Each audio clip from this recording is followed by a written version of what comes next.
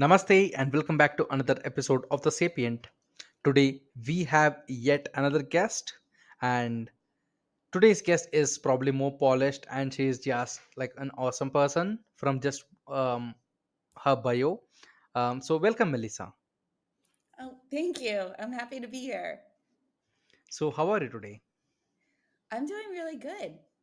Just got back from Hmm. a workout. I'm having a good day so far. Yeah. Got it. And your bio kind of said that you are a holistic nutritionist, hmm master hypnotherapist, hmm mindset expert, like intuitive with a background in fitness and psychology of food, emotions, and self-sabotaging behaviors. Yes. My first question was, how many hours do you have in a day? Like 26 or 28?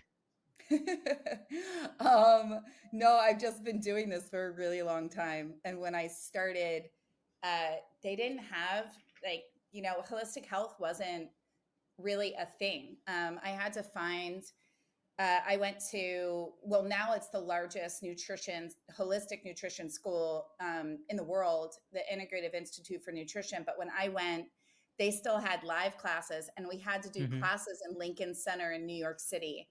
And it was amazing because it was, cutting edge. I just believe that food is medicine or poison, and it's all what we put into our body. And I loved learning that you can heal your body through food and Mm-hmm. heal. Like I healed myself of lifelong asthma where I would be hospitalized, and I was like, this is crazy. And it was just from me taking dairy out. And I was like, oh my gosh, like that would have, that could have been like decades of me not being sick, not being in the Mm-hmm. hospital, not walking around. And so when I started, there were all these alternative forms, and hypnotherapy was one of them.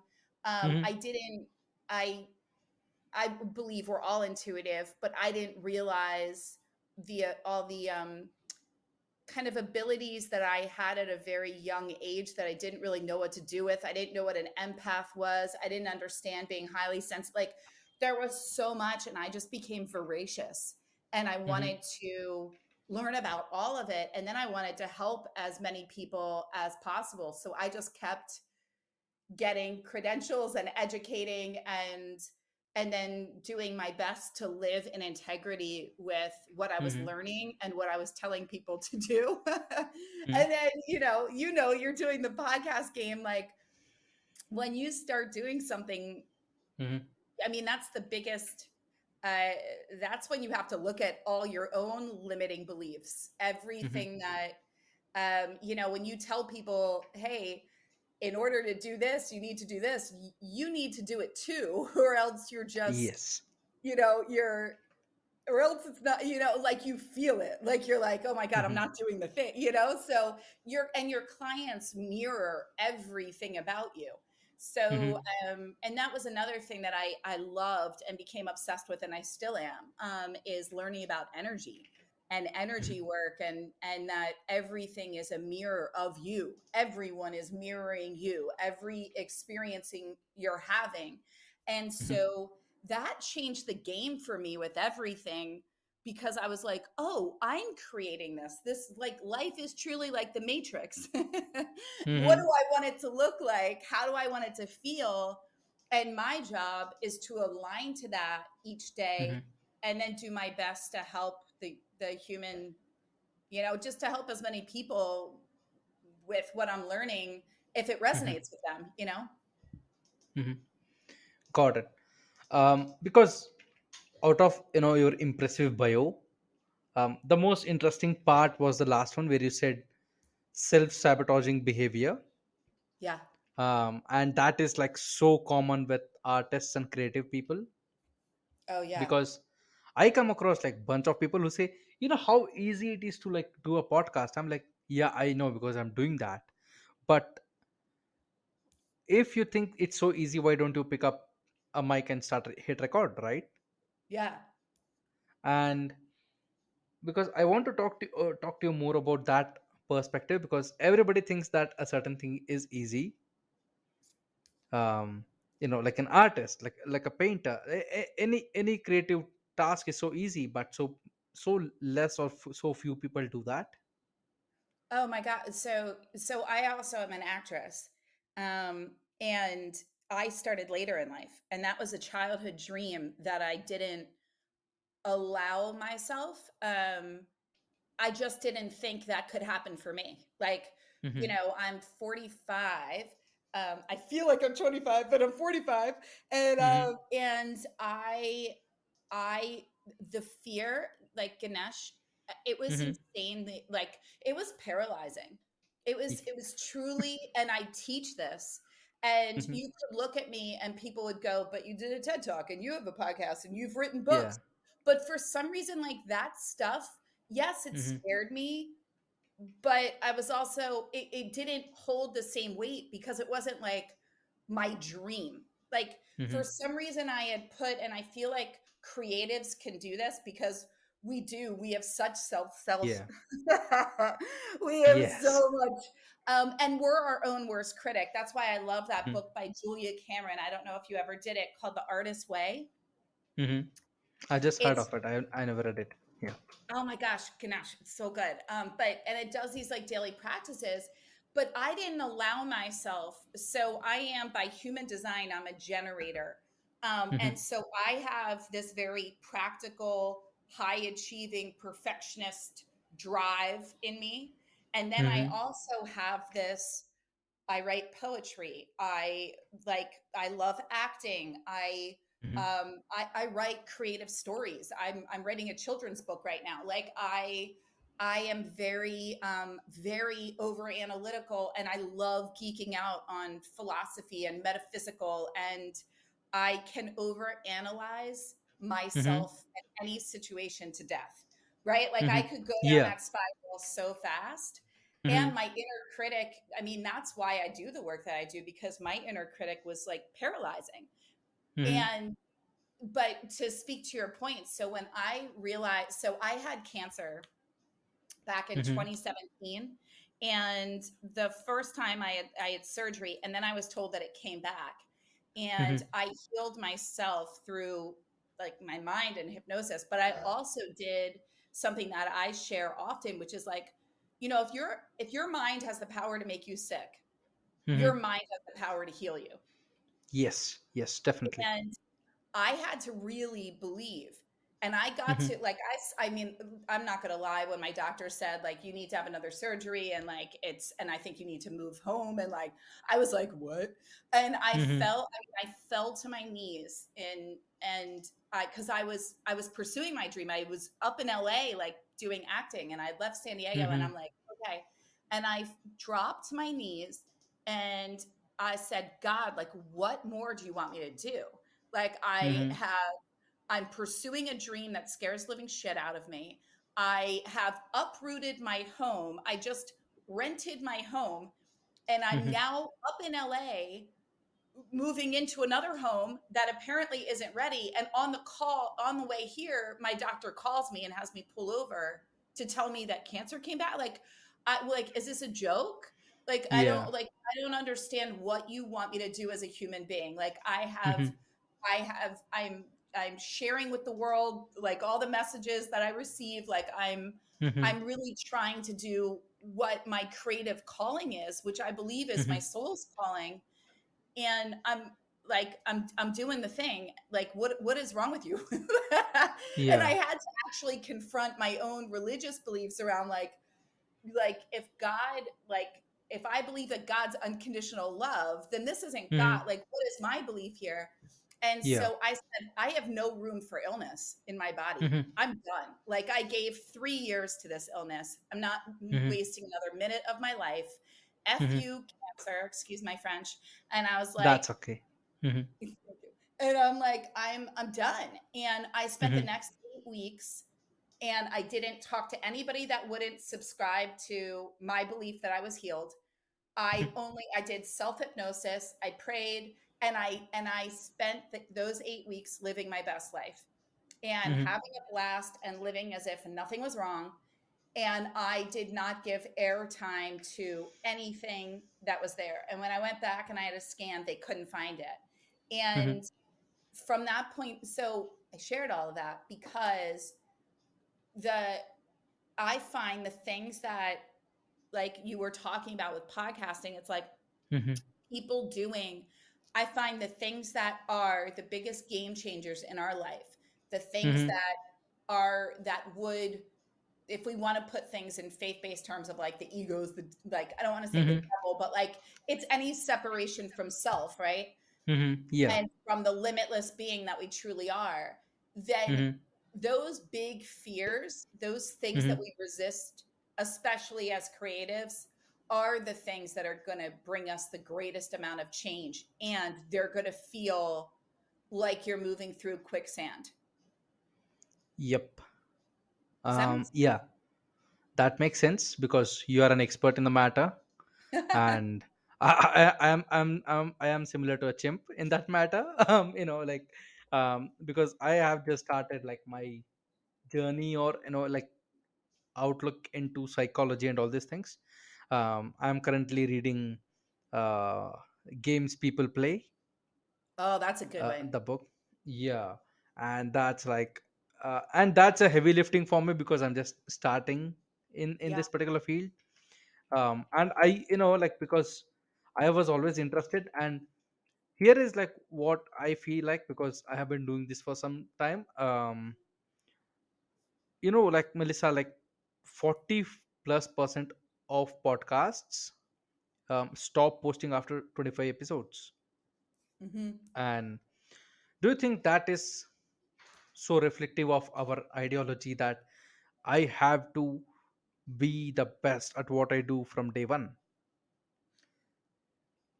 Podcasting's an interesting thing, right? Like I have a podcast and we're getting ready for season two, and I took some time off between seasons. Hmm. Um, and I truly believe what it is about, I think a lot of people want the immediate result, the quick win. Yes. The I Hmm. did a video, why didn't it go viral?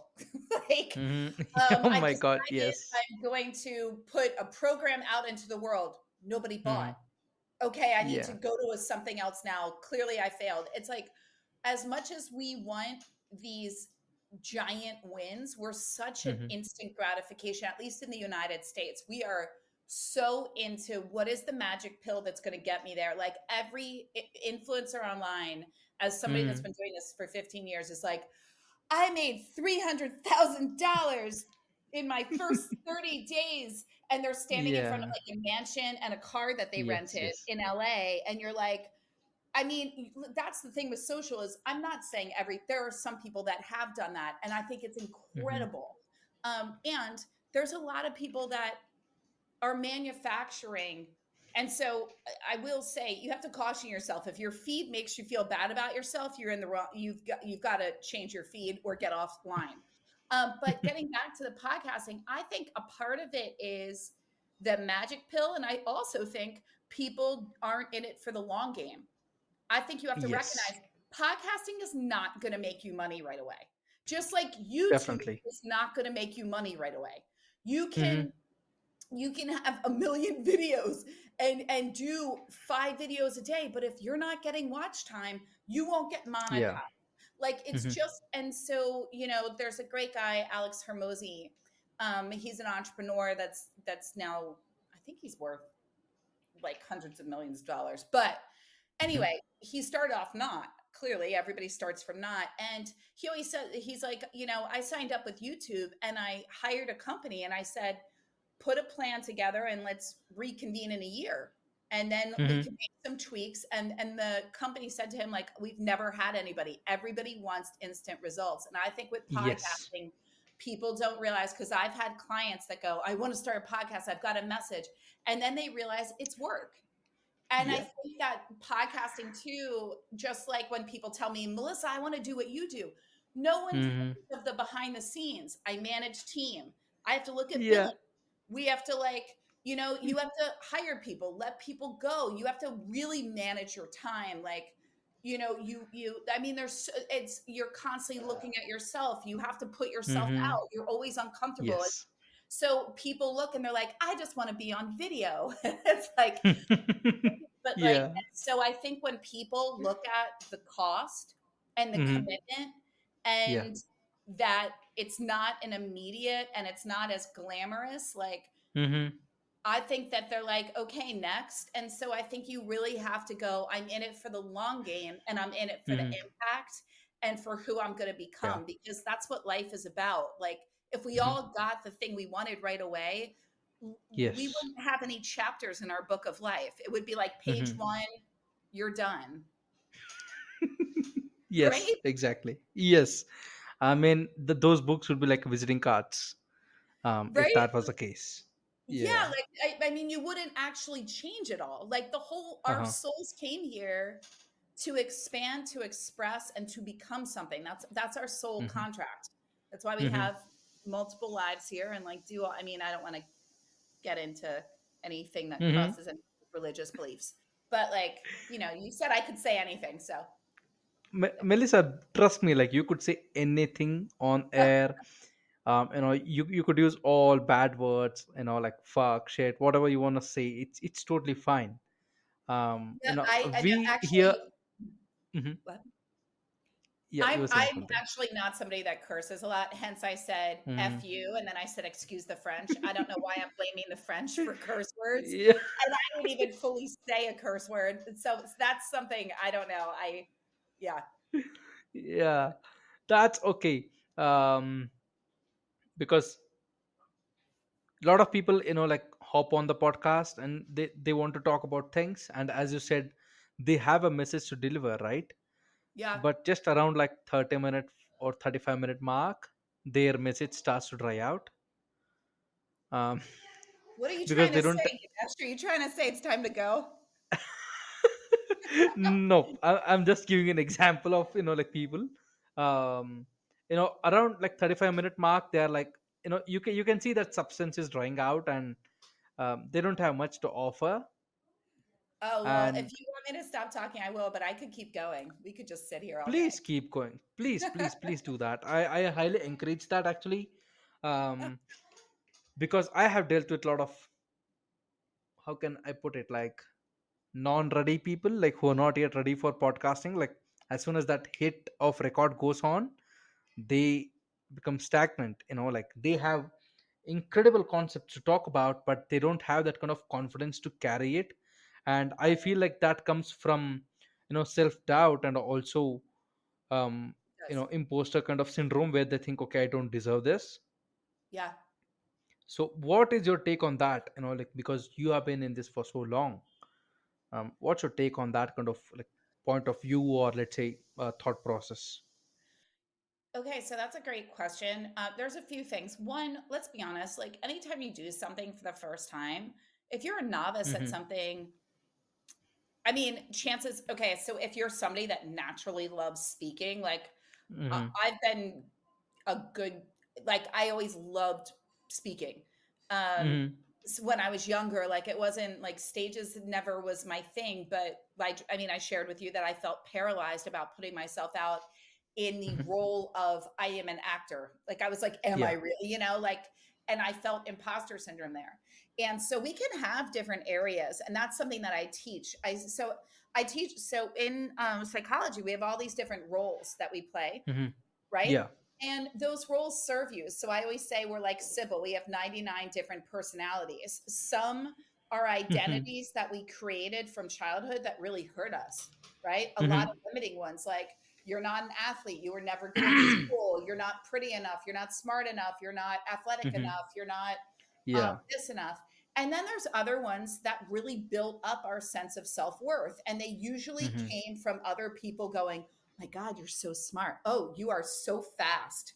Oh my gosh, you're so this. Like when we watch children, they are Mm-hmm. waiting to receive your approval. You're like, yay. I mean, they draw like a line on a piece of paper and they sit there so proud Mm-hmm. and they're like, somebody applaud me, see me, love me, Yes. approve me. Mm-hmm. We're all doing that. So just when you look at as humans, so let's break this down.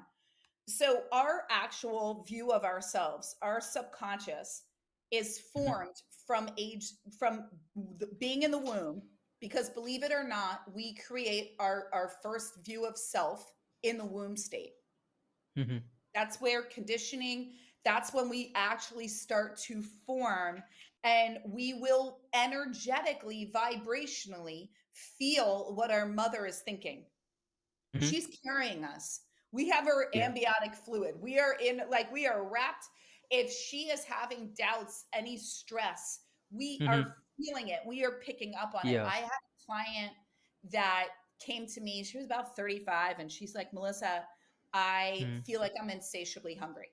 I feel like I'm always hungry, and I Mhm. don't know what to do, but I just want to, like, I'm trying to lose weight. I don't feel good about myself, but I Mhm. can't stop eating. Like, no matter what I eat, it's never enough, and I'm like eating as much as my husband, who's like 6'5" and I'm 5'2". Mhm. And I was like, okay, so we did a hypnosis, and we Mhm. went back to the womb state, and her mom had an eating disorder Mhm. and was starving herself while she was carrying my client. Mhm. So the mom was always hungry. That's actually what she was, her body was feeling, always hungry. My Mhm. client picked up on this. We had to go back and heal this, right? I have chills as I'm saying this. And that was huge. And after that point, and after we Mhm. did that hypnosis, so what happened? So I just wanted to share with your listeners and with you just how this can work. So, and why I became obsessed with hypnotherapy and reprogramming the subconscious mind, because we can desperately, on a conscious level, want to change something. We could consciously want to be a great podcaster. We could Mhm. consciously say, I want to be great at interviewing. But if your subconscious belief, which gets formed from womb until age 8, inherently believes that you are not enough, because that is one of the core human woundings. I'm not enough, I'm not worthy, I'm not deserving, I'm not safe, right? These are the core beliefs that end up the underlying core beliefs. And so and the last one's, I'm unlovable, right? Mhm. So at all the things in all the, it doesn't matter if you want to say like, I'm unworthy of money, whatever your belief is, I am, Mhm. whatever precedes I am is cemented. That's the holy grail. That is what you believe about yourself. If Mhm. you want to change that self concept, I Mhm. am worthy. I am great at interviews. I am a great podcaster. I have a successful podcast. I am a success. I am a success at whatever I do. Pay attention to the programming. So when we look at that, so 0 womb state to age 8 is that self concept. So we actually have to understand, because it doesn't matter consciously what you say if you don't feel inherently that you are worthy of good things to come to you, that you are worthy. Does that make Mhm. sense before? Yeah. Yes, that's making sense. Yeah. I mean, I have a few points, but please go ahead. No, no. Ask away. No, it's okay. You just complete what you're saying. That's okay. Okay. So 0 to 8. Now, your view of yourself and your Mhm. body, your aesthetic, the way you that's gets formed by age 10. Mhm. So if you think you're fat, if you think that you have good muscle, if you think that you're pretty, if you think that you're handsome, if you think that you're this or you're that, that's when your view, that's when you start to separate and see yourself outside of yourself. That's when the inner critic really starts to come out, and you look at yourself in the mirror through a lens of something about my physical appearance is not what I need it to be, or it is. So Mhm. age 10 is a pertinent year. Now the brain stops forming by the age 18. This is why Mhm. teenagers need a lot of sleep. And we have to understand that their brain is still forming. They're still very impressionable. So when you look at parents and they're like, oh, well, my kids were grown when we got divorced, or oh, they didn't need to, I didn't really think that Yeah. therapy was that. No, your children are, first off, your children, so for all of these parents, I just had to do a talk on this where they're like, oh no, we're staying together for the kids, we're going to co-parent, we're going to this, we're going to that. Your Mhm. kids, whatever you think, your kids have heard, felt, and seen the unspoken the Mhm. entire time. So when everyone's like, no, no, my kids didn't hear it. We were in the other room. We were quiet. No, we're Yeah. only loving in Ah. front of them. They are Mm-hmm. picking up on every cue. They see, they Mm-hmm. hear, they want your undivided attention. They don't want you on your phones. I was at Mm-hmm. my niece's soccer game, and one of the girls on the field actually came over, and her father was on his cell phone. Was it her father or her Mm-hmm. mother? One of them. And she goes, "Hey, I'm here." Now she's 7. She's 7. "Hey, Mm-hmm. I'm here. Can you get off your phone?" She just kinda came over, and I was like, and I noticed going there to watch my niece that this parent comes and is always on their phone. The parent in the park, Yeah, sorry, in the. so energetically, guys, and ladies and gents, everybody listening, not Mm-hmm. and Ganesh, um, energetically, you're also picking up on the cues. And so when we want to, so here are a few key. I love to give key things. Is that okay if I give your audience some key things on how to Please. Yeah. shift their subconscious? So Mm-hmm. there's three primary, actually there's four primary things that I love to teach about shifting your subconscious. One is through affirmations. And the key though to these affirmations is you must feel them, and they become insanely potent the more you repeat them and when you say them in front of the mirror. When you do affirmations, it is I am, I love, I believe, I trust, I know.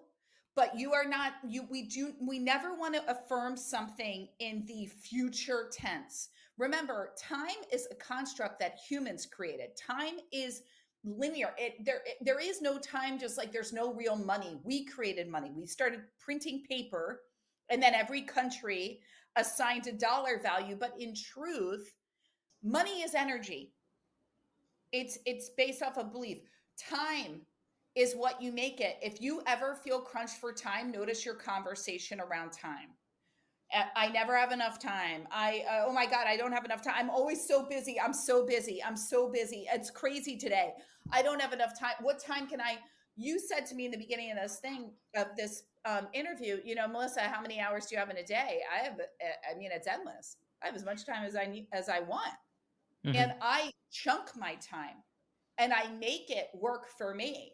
And if I'm not working within the time that I want, and I tell myself, this is what time you're done working. I have very strong boundaries. I'm not working into the hours of the night and blah, blah, blah. No, I Mm-hmm. get done what I need to get done.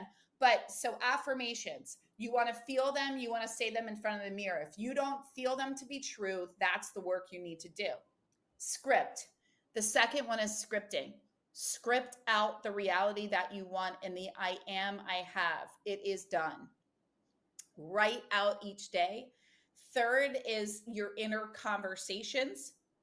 Notice what your inner dialogue is. What are you saying before you get on an interview, a podcast interview? What's your inner dialogue? What are you saying? What do you want that person to say to you? How do you want it to go? I will often script out before things. Oh my gosh, that went amazing. I'm so happy and grateful that that went so well. Thank you for the Mm-hmm. magnificent outcome to my interview today with Ganesh. It couldn't have Mm-hmm. gone better. And then you see afterwards, you read through it at the end of the day, everything that you Mm-hmm. wanted to go your way, and you'll see everything did or Mm-hmm. better. And then the last thing is really not only your inner conversations, but Mm-hmm. if you're harboring anything that you're noticing inner resentments, lack of forgiveness, Mm-hmm. see that inner visualization and see that person in front of you where you are both reconciling the conversation, reconciling the situation. We want to close all the energetic gaps as Mm-hmm. quickly as possible so that you can run at full efficiency. Mm-hmm. Got it. So here are like my few bets that I thought of during when you were talking about. Um, Mhm. you remember how we talked about genuine encouragement that people need, and I remembered something that Jordan Peterson said that um, you would be surprised to know like how little genuine encouragement that young young people need, be it man or woman, um, that lacks in our society today, because we have set ourselves up to failure, I think, because Mhm. we are hyper expecting out of each other. Like, um, if you look at any industry, be it professional or artistic or whatever you want to call it as, Mhm. like, if you are not like the next Picasso, like, people don't give a shit about it. Like, and you could scream for hours, but people don't care. You either you are better than Picasso, or you're nothing. And that is like cancerous kind of thought process that we have today.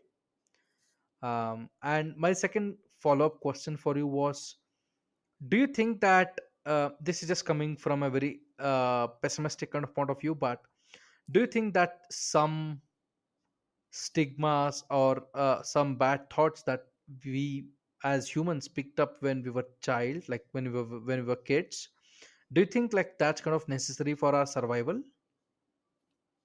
Do I think it's what? Do you think it's necessary for our survival? The negative thoughts or just the thoughts Hmm. in general? No, the negative stigma or belief systems or whatever you want to call it as, that we've picked up as children. No, I don't think it's necessary for our survival at all. I think as humans, what we're doing is shedding ourselves of the human experience and coming in needing to heal those. I think we're here because we chose the life and we chose it before we came in as a soul contract saying, I'm agreeing to have this experience. I'm agreeing to this thing called Earth School. I'm agreeing that it's going to be a long life and there's going to be a lot there. And I'm agreeing that my what I get to do is overcome what I get faced with, that I get to Hmm. choose, that I get to remind myself of who I am. I think we're always coming back into remembrance of the limitless being that we are, whether that for you is the universe, it's source, it's God, it's whatever, it's nature, it's mother nature, it's, varying gods. I think it's coming back to going, there is something so much greater and I'm choosing to align my beliefs to that. And Hmm. anything other than that is a fear-based reality that is that Hmm. of um any lower vibration, whether we want to say that's, I mean, I guess just in theolo- oh my God, theological times, I would say, we could say the ego, we could say the devil, we could say low vibrations, but just going, why would I want to align myself or feed into beliefs that make me feel like shit about myself? Like, why would I choose that? And why am I continuing to choose that? Like, why wouldn't Hmm. I want to live, as Aristotle said, live in the imagined mind, which is limitless, versus living in a limited reality that's based on challenges and sacrifice and struggle and hardship? I'm choosing to see that life is working for me, even when the reality or what I'm experiencing in the 3D is challenging. Even if I'm noticing that I could, I'd like more money, or that this really hard thing happened to me, or I experienced this loss or this Hmm. illness diagnosis, I'm Hmm. still going to choose to see that I get to become even a higher version of me, and Hmm. that Got it. even this is Hmm. working for me. Got it. So here are like few more like points that just stemmed out of what you said right now. um, you said that negative stigma or negative beliefs is not necessary for our survival, right? But do you take into consideration that those bad stigmas or beliefs that we picked up came because we went through a very negative experience where we learned um to do few things in a negative way to protect ourselves or to survive? And that's like my first question. And second question is, you talked about Socrates. Wait, can you um, repeat that again just so I can answer it? okay, so my first question is, you said that people don't need negative beliefs or stigma to survive, right? Well, I don't believe we need it to survive. No. Do Yes, I believe right. it's a part of Mhm. the human experience? Yes. Okay, so So you agree that it's not necessary for survival. So my question here is, like, have you taken into consideration that these negative stigmas or beliefs come from a negative experience that we as children or people had in our lives, where we learned to get through a situation even using tools that might be negative just for our own survival? Oh yeah, well that's actually something that I teach, which is like even when I'm working with people on releasing weight or overcoming illness or anxiety, these are not, so we're not born anxious, we're not born stressed out, we're not born depressed, we weren't born overweight. These are things that happen to us, and they're often a trauma response where your mind is set up for survival. It does not know the difference between a dream or reality. All it knows is it needs to keep you safe, and it keeps you safe by keeping you at an exact thermostat setting, which is called your comfort zone. But When Melissa, something sorry to cut you off. But you do understand basic biology, right? Where a human is born out of a stress, and the first, like, preliminary reaction of a fetus turning into a baby in real life, when it comes into like contact with an external world, is stress, right? Like, that's what gets our heart pumping for the first time in our whole life. So why do we have to see or put stress in such a bad light? Well, I wasn't saying stress in a bad light, but I know a lot of people. I mean, stress does cause disease and unrest in people's bodies. I mean, stress is the cause of disease. That's why the word dis-ease is dis-ease. Hmm. So stress is something that's a part of us, but we also get to learn to regulate that. And we often, I mean, anybody that gets really stressed, it's a triggered response. So whether or not it came from you coming into the world, or just a learned behavior, or you saw your father getting stressed out or your mother getting stressed out, or that was just something that you felt, it's a bodily response. And when we can learn to regulate the body and understand that the body, the mind, all that's happening is a synapse is going off in your reticular activating system and your nervous system that's saying, hey, this is unsafe, and the emotions that we're feeling are so overwhelming that we actually need to create an autonomic response. So whether we need to eat to escape it, whether we need to smoke cigarettes to escape it, we need a drink to escape it, we need to go into an anxious state to escape it, we need to, there's going to be a multitude of things. And whatever those are, they become a part of the identity. And you will hear people often own those identities, which is something that I really work with people on. And they'll say, "Oh, I've had anxiety my whole life," or I'm always stressed, I'm always late, I'm always blank." And that's taking ownership of an identity that actually isn't serving you. But yes, it got created as a protection mechanism. And when I work with clients to heal them of anxiety and heal them of these things, we drop in and connect to this part in the body where it lives in the body, and we get it at the root of the memory in which it first got created as a trauma response. And then we recondition and recode you on a cellular level of how to respond differently to life, Hmm. so that that thing is no longer debilitating, but can Hmm. actually be something that can trigger you into really what I then call a superpower. Hmm. Got it. So, Melissa, here is like my original point that I think we kind of little bit drifted off, maybe, I don't know.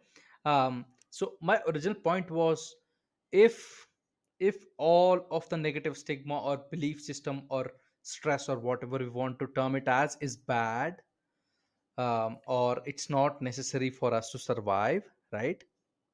My question is, because you went to a conversation where you said it needs a balance, just like our food, right? Like, we need to consume it properly, or we can really mess it up. um so my actual question was, because I totally understand optimistic approach to life. But like, life is the biggest accident that can happen to someone. And of course, you being so experienced, I think you know that by now, that life is a very big accident, rather than it's just like back to back accidents, then planned out, laid out path. Oh, So I don't agree that with you. mhm. Okay, I that's don't okay. agree with That's you. totally Yeah. fine. That's totally fine. Yeah. So what I was getting into is, do you think that learning to use these negative stigma or beliefs into our favor rather than suppressing it is better? I don't think any of it should be suppressed. I mean, Mm-hmm. suppressing it, I mean, that's the cause, right? Mm-hmm. Like that's what creates so much disharmony and sadness in oneself. That's why like when we started off this interview, I said I think the hardest thing, Mm-hmm.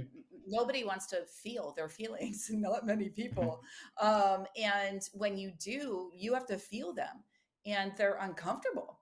And people want that quick fix. Can't you just like just give me the answer? Can't you just tell me? But I think the world of self-development, I mean, we're seeing post-COVID and everything else, it's exploded. Like when I started all of this was new age. This was like, what are you doing? Are you going to go chant on a hilltop with goats? Like you're going to what Mm-hmm. is like, and now it's what everybody's saying, the power in mind body connection. But I mean, the hardest thing with COVID was people actually had to be with themselves. We had to take away all this outer stimuli. People had to be with their partners. That's why so many marriages got broke up, because they actually had to go, oh, I actually have to be with you and start to make sense of my feelings. I But do you can't think that hurt. like things like like extreme stress and pain and also financial burden and also unpredictability of future also triggered that? Not only like I had to be Oh with you, yeah, rather this is than what that, we're talking there about, were mindset, um and we're I talking mean, I'm about just emotions saying, and self-sabotage. no, I'm just saying multiple parameters were there, right? It's not just I want to be with you, but I don't know what the fuck is going to happen in the future, whether I'm going to live or die. I don't know whether I will get my job back or whether I will have the stability that I already had, because I have this home to pay off, I have this car to pay off, and I don't know how we are going to survive. And if it's a because I've looked into this a little bit, and this also study that came out, I can't cite the particular study, that said that if marriage goes above, like, let's say 20 plus years, and if marriage has been troubled at any certain points, and in the future if they meet a situation like COVID, and the response of a partner would be, I don't know what you would do if we lose this money. And don't you think like that's a bigger part than just saying, like, okay, I really have to live with you, and it's more of my psychology than reality of life, because COVID like really fucked up people and entire economies now. Yeah, so we're talking about mindset, right? So I'm speaking into being with feelings and emotions. And so But in money that plays realm, a major role, I'm right? not Like, saying that other things don't contribute, but what I am hmm. saying is I think what we are saying is I mean, it's proven that the majority of people don't like to be with their feelings. It's very a busy mind is a busy mind, and I think that's why meditation has taken hold, and people being with themselves is very important for people to know themselves. So I think all aspects of what comes up for a human being is important to look at and be with, and I don't think any of it should be judged as wrong, or that's a negative thought, so you shouldn't have Hmm. that. I think it's Yes. just important to understand the root and where it came from, and to not take ownership of aspects that we don't want, Hmm. and to really understand the power that your words create for you or against you, and that a belief gets created in 17 seconds, and that the more you know yourself and are clear on the life you want and the being that you want to be and the relationships and the people, that the more those things can come into your existence and can cultivate. And that's when you can get really clear and go, well, this is who I am, and these are things that I need. And then you're very present to be a partner to your partner, because you're a Hmm. whole person, right? Like my business is called Wholeness, because Hmm. you want to be whole, interdependent of another person, and know how to regulate yourself. and also be able to come together as a team and go, hey, it's not helpful for us to attack one another. We have a financial situation, or we have a family situation, or one of us lost our job, or whatever came up, and go, how can we come together during Mhm. this time Mhm.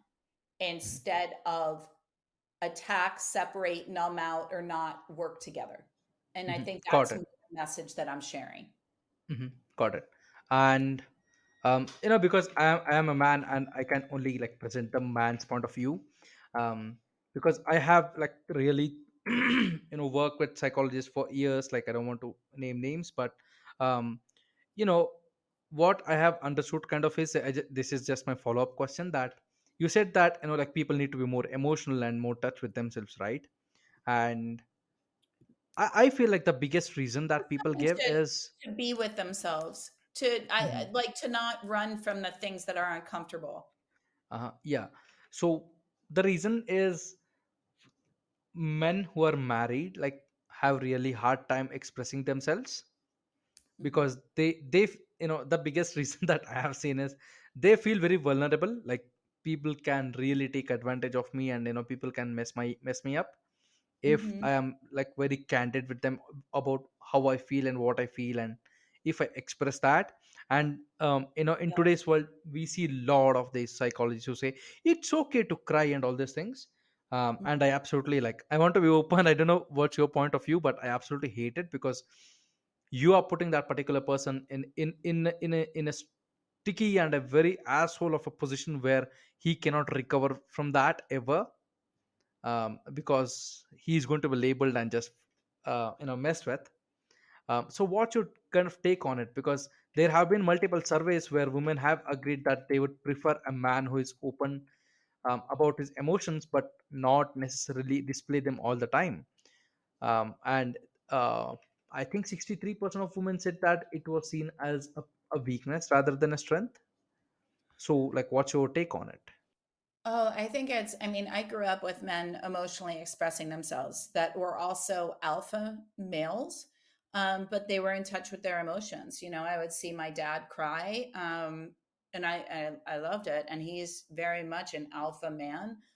Same thing with my brothers. And I think it's a beautiful thing to be able to be in touch with your emotions and communicate.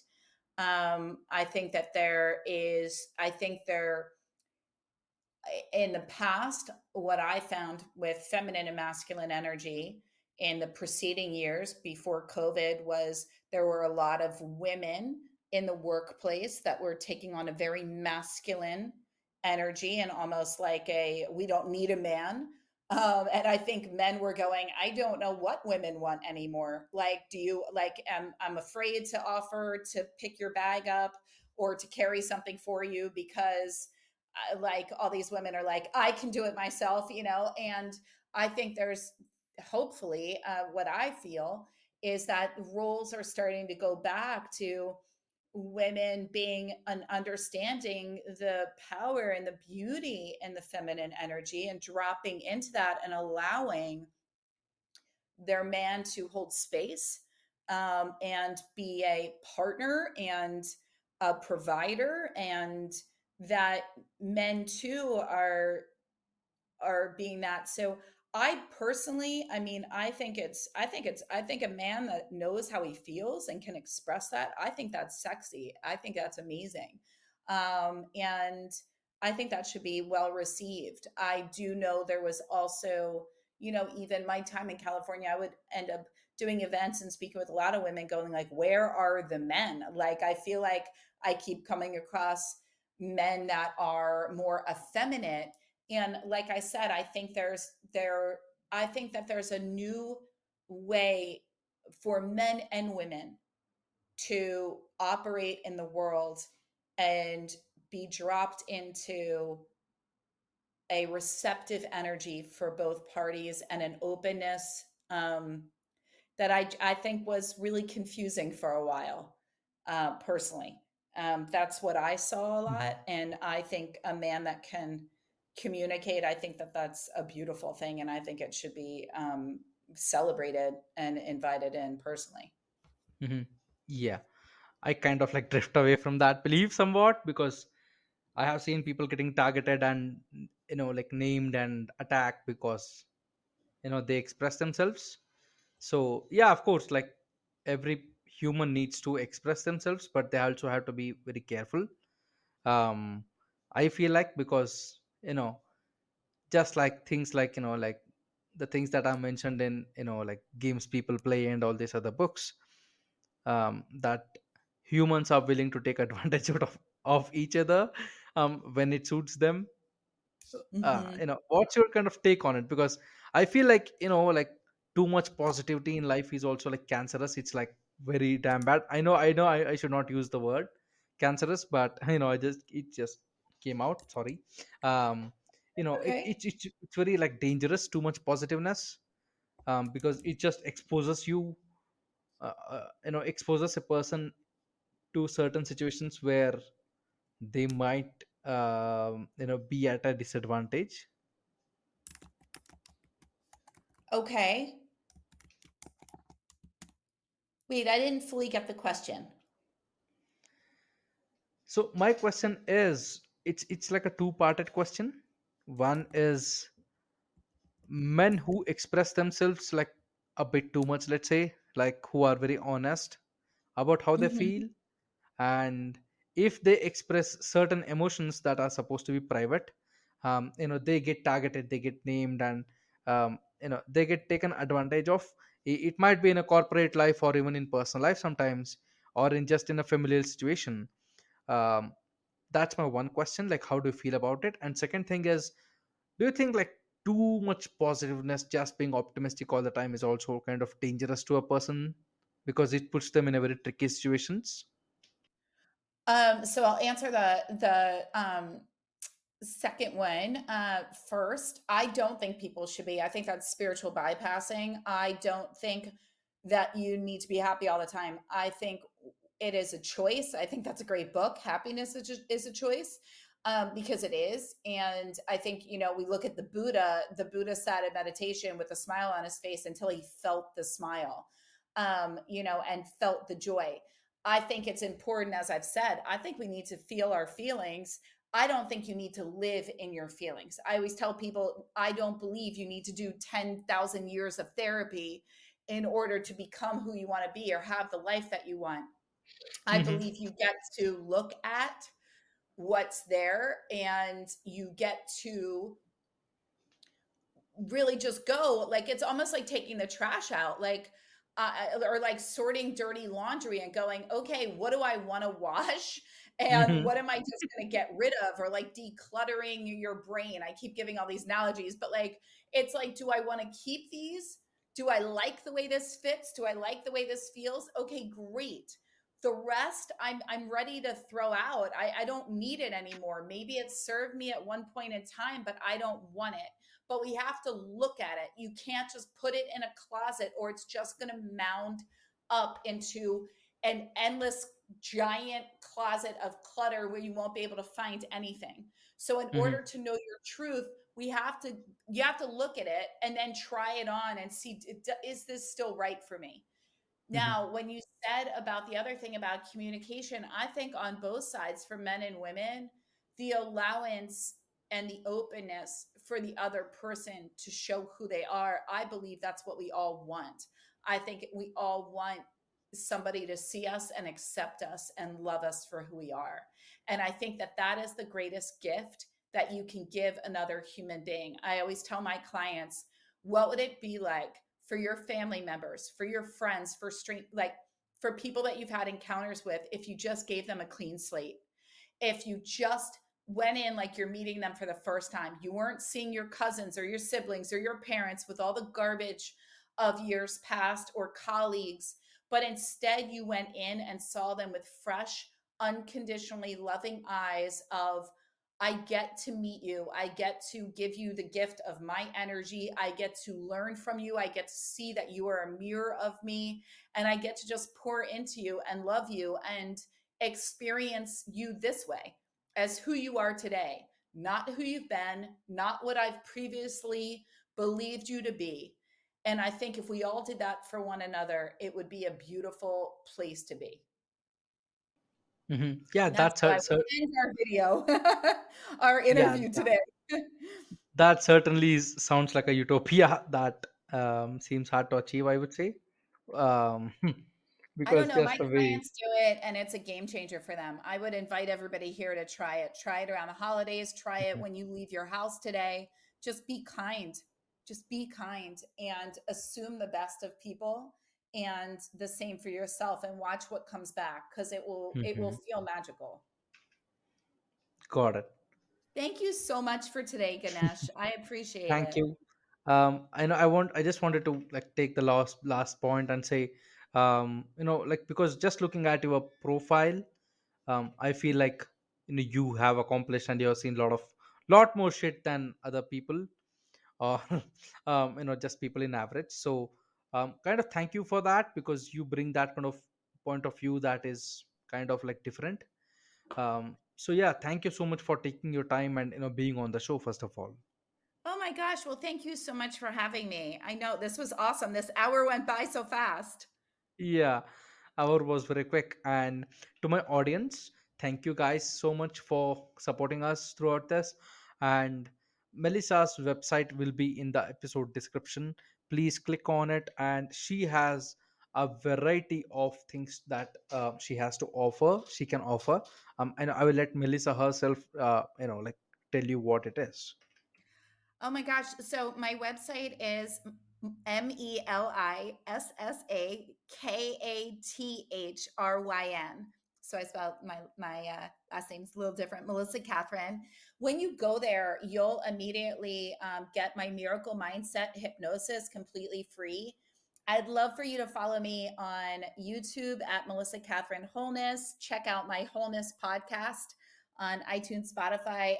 If you go to my website and you just go under freebies, there are a million things that I have that are free that can help you with everything from my cookbook to mindset work to meditations, hypnosis.